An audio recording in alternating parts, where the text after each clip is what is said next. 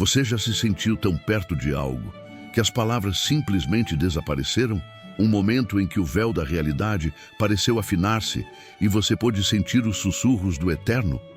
A maioria de nós talvez nunca chegue perto disso. Mas um homem foi. Um homem foi arrancado da nossa dimensão e levado a um lugar tão real e tão proibido que ele voltou com um segredo que foi forçado a guardar pelo resto da vida.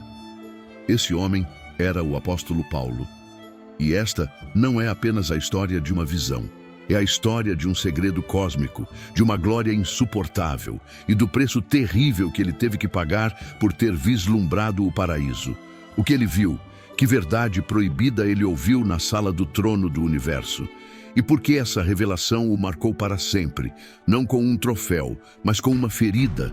Se você acredita que a fé não teme as perguntas difíceis e que os maiores mistérios nos levam mais perto da verdade, então você está em casa.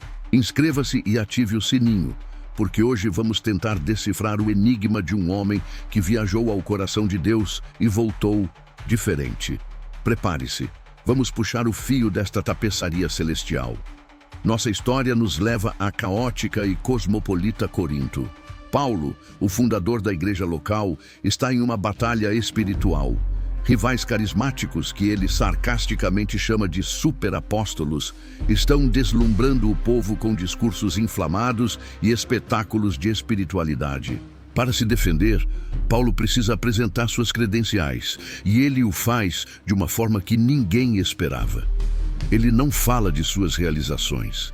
Ele compartilha uma cicatriz, um eco de uma experiência que o quebrou e o refez 14 anos antes. Com uma humildade quase dolorosa, falando de si como se fosse outra pessoa, ele lança a bomba. Conheço um homem em Cristo que foi arrebatado ao terceiro céu. Pense na audácia dessa afirmação. Em um mundo sem telescópios espaciais, o universo era um mapa espiritual. O primeiro céu era o nosso, o céu das nuvens e dos pássaros. O segundo, o palco das estrelas e dos planetas, um reino de poderes cósmicos. Mas o terceiro céu, esse era o santo dos santos do universo, a dimensão da existência de Deus, o paraíso. E Paulo não diz que sonhou com ele, ele diz que foi levado para lá. A palavra que ele escolhe é harpazo. Não é um flutuar gentil, é um agarrar. É ser arrancado da sua realidade por uma força invisível e avassaladora. Num piscar de olhos, o chão de Tarso some, o cheiro do mercado desaparece e tudo o que existe é um turbilhão de luz e som. Ele nem sabia se seu corpo estava lá ou não, porque naquele instante a pergunta nem fazia sentido. Ele era uma consciência pura na presença do Criador. E lá, no epicentro da realidade, ele não viu algo que pudesse descrever. Ele ouviu palavras inefáveis. Palavras que a boca humana não tem permissão para formar.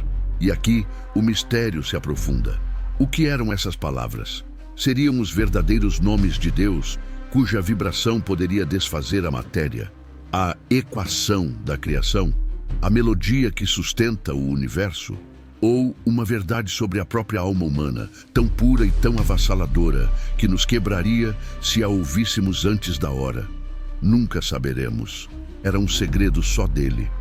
Um conhecimento que o isolou para sempre do resto da humanidade. Ele era agora um guardião. E qual foi o resultado dessa epifania cósmica? Iluminação pacífica? Poderes angelicais? Não. O resultado foi dor. Para que eu não me exaltasse, ele escreve, foi-me dado um espinho na carne. Imagine isso. Você recebe o maior privilégio concedido a um mortal, apenas para ser imediatamente acorrentado a uma agonia constante. É uma espécie de barganha divina, um equilíbrio cósmico. A glória da visão era tão imensa que, sem um contrapeso, seu ego humano teria se transformado em um monstro de orgulho espiritual. O espinho, fosse uma doença crônica, uma perseguição implacável ou uma depressão profunda, era a âncora que o impedia de se perder na estratosfera da própria importância. Era a cicatriz da glória, o preço do paraíso. 3 vezes ele implorou a Deus que o libertasse. 3 vezes a resposta veio não como um alívio, mas como uma revelação ainda mais potente que a própria visão. A minha graça te basta, porque o meu poder se aperfeiçoa na fraqueza. Nesse instante, Paulo entendeu tudo. A visão não era a mensagem. A dor não era a mensagem. A conexão entre as duas era a mensagem. A visão celestial lhe deu a força para suportar a dor terrena. E a dor terrena o forçou a depender da graça que ele havia testemunhado na visão. Uma alimentava a outra em um paradoxo sagrado de poder e fragilidade. Então, o segredo do terceiro céu não está no que Paulo viu, mas no homem em que ele se transformou depois. Ele nos ensina que talvez os momentos de maior clareza de Deus em nossas vidas não são para nos fazer sentir fortes, mas para nos preparar para as batalhas em que seremos mais fracos. E se a sua maior luta, a sua maior dor, o seu espinho, não for um sinal do abandono de Deus, mas o exato oposto? E se for o lugar que ele escolheu para manifestar um poder que não é seu? E se a sua fraqueza for, na verdade, um portal? A jornada de Paulo ao paraíso terminou com ele de volta à poeira da terra, ferido, mas indestrutível. Ele guardou o segredo do que ouviu, mas gritou para o mundo a verdade que aprendeu, que em nossa fragilidade reside uma força que não é deste mundo, que o poder de Deus não preenche nossas qualidades, mas sim nossas rachaduras.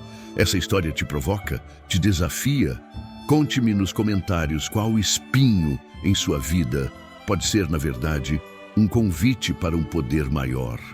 Vamos criar uma comunidade que não tem medo de falar sobre suas lutas e glórias. Se esta jornada mexeu com você, deixe seu like para que essa mensagem de força na fraqueza alcance mais pessoas. Compartilhe com alguém que precisa ouvir isso hoje. E se você ainda não é um inscrito, inscreva-se. Obrigado por chegar até aqui. Até a próxima expedição e Deus te abençoe.